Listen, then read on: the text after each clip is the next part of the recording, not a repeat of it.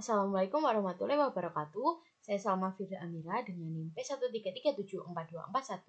P13374241222021 dari Prodi D3 Kebidanan Semarang akan menjelaskan fisiologi reproduksi wanita.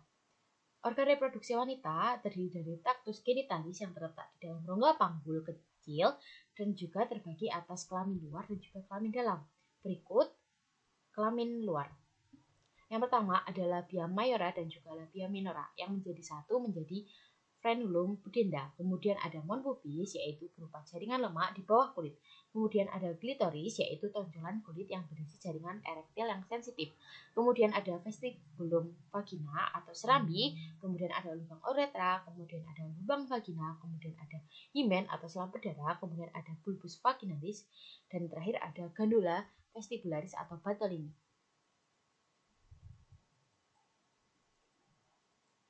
Kemudian ada kelamin dalam. Kelamin dalam yang pertama ada vagina, yaitu penghubung alat kelamin luar dan juga dalam. Dan juga sebagai saluran menstruasi, saluran keluarnya bayi, dan juga saluran tempat untuk penetrasi. Kemudian yang kedua ada uterus atau rahim, yang terdiri dari fundus atau dasar, kemudian ada corpus uteri atau tempat janin berkembang, dan terakhir ada cervix uteri.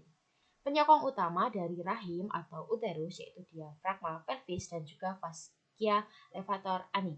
Kemudian posisi uterus berbeda-beda sesuai dengan kondisi seorang perempuan. Pada saat masa pubertas, uterus berada dalam rongga pelvis. Saat menstruasi, uterus membesar dan permukaannya menjadi bulat. Kemudian saat kehamilan, uterus menjadi membesar.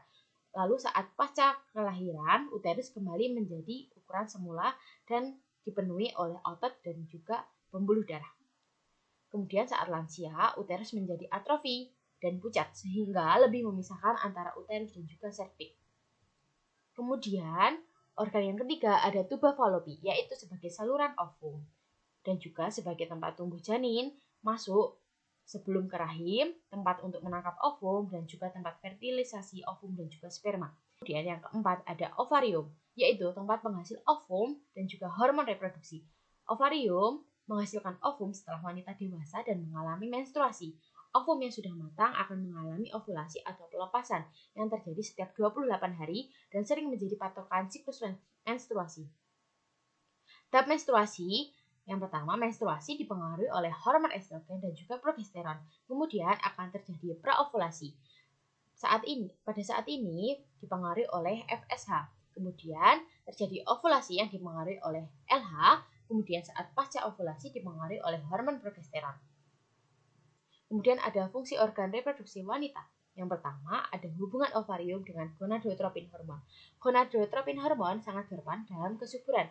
Hal yang terpenting dalam ini adalah FSH dan juga LH karena keduanya disekresikan oleh kelenjar pituitari yang berperan dalam kesuburan wanita.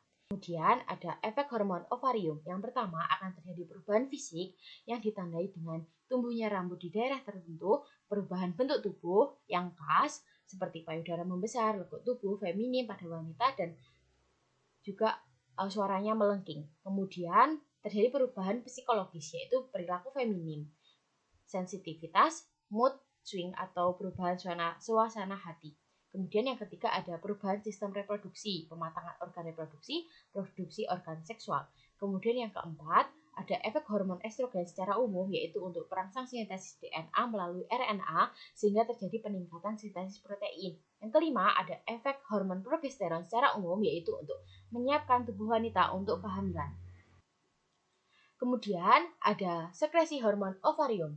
Yang pertama, gonadotropin releasing hormone atau GnRH yang dihasilkan oleh hipotalamus. Kemudian yang kedua ada follicle stimulating hormone atau FSH dan juga luteinizing hormone atau LH yang dihasilkan oleh hipofisis anterior sebagai respon atas GnRH.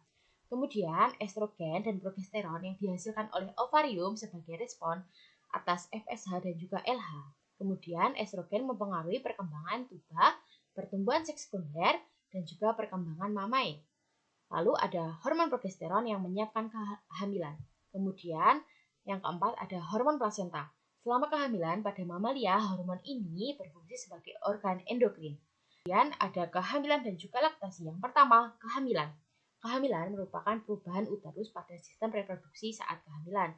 Yang pertama, uterus akan berkembang. Pengurangan tinggi fundus uterus bertujuan untuk membuat jaringan pelvik menjadi lebih lunak dengan tonus uterus yang baik dengan formasi baru dari segmen bawah rahim. Kemudian, serviks uteri mengalami perubahan akibat perubahan kadar hormon estrogen yang menyebabkan serviks menjadi lebih lunak. Serviks uteri menjadi lebih banyak mengandung jaringan ikat yang terdiri dari kolagen. Ketika ada vagina dan vulva, akan mengalami perubahan juga karena perubahan kadar estrogen.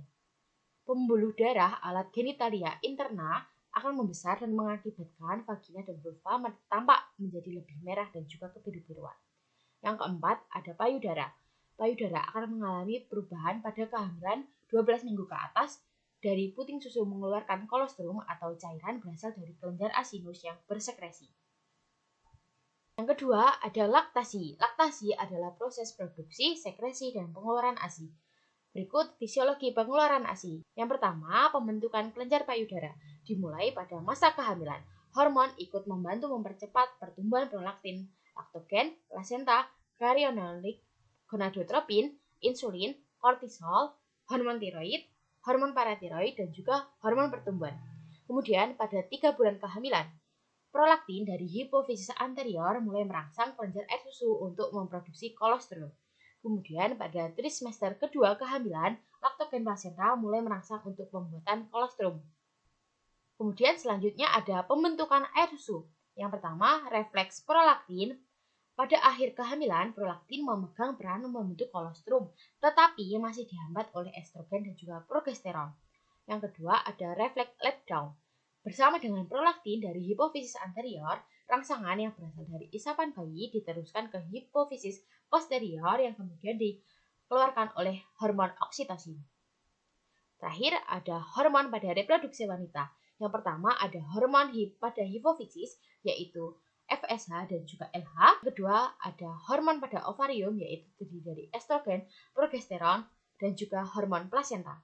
Sekian pemaparan materi dari saya. Terima kasih. Wassalamualaikum warahmatullahi wabarakatuh.